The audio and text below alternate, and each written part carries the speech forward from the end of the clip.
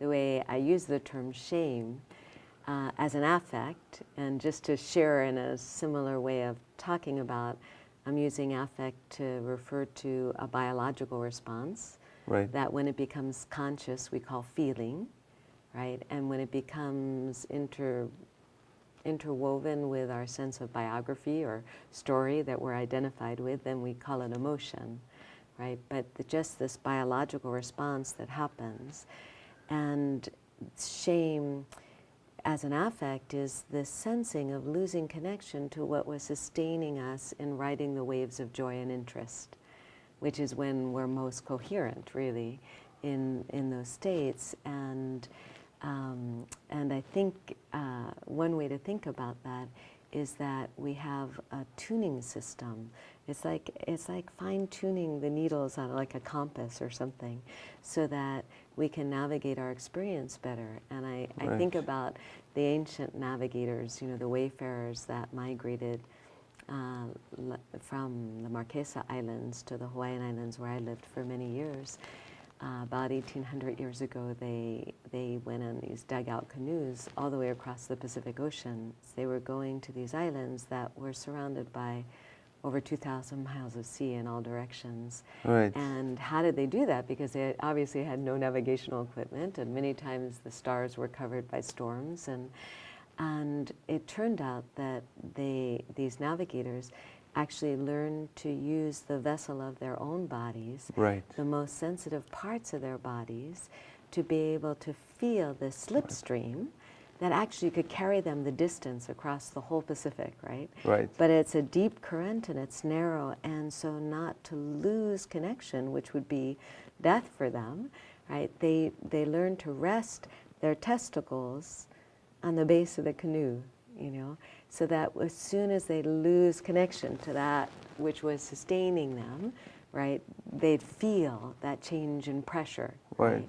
And so I think of that as kind of what shame is like in our system, that it's like an indication, like our needle starts to move, that, ooh, we lost connection to what was, that sense of what's sustaining us in this downstream motion, in a way, right?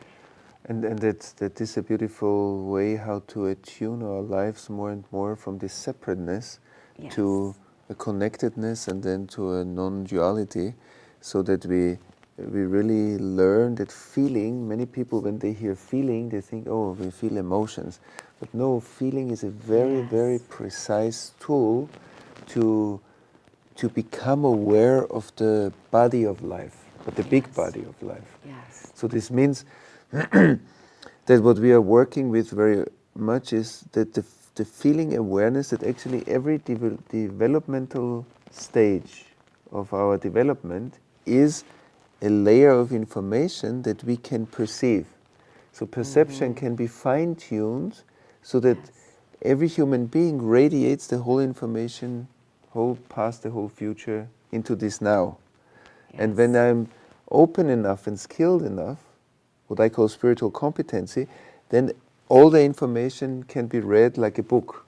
And for this, I need my body. I need to be embodied in order to really navigate in the system of life. Yes. Because this is my connection unit to the system of life. Yes. But that there's a very precise and refined inner science, I believe, that from the levels of development we know, and the levels of development that are still very far out for most of the people, so that all of this is actually within our capacity to feel. And feeling emotions or feeling body energies is just one part of it. And many people relate feeling, it's a bit cheap, oh, it's just my feelings, but that actually every level of development can be precisely addressed by my feeling awareness and my presence. Yes. So when we communicate with people, we immediately see which areas they are living in their bodies, and which areas they don't, which areas are conscious and which areas are unconscious. With which level of their awareness they can listen, and when they cannot listen anymore, or when they don't want to listen anymore inside.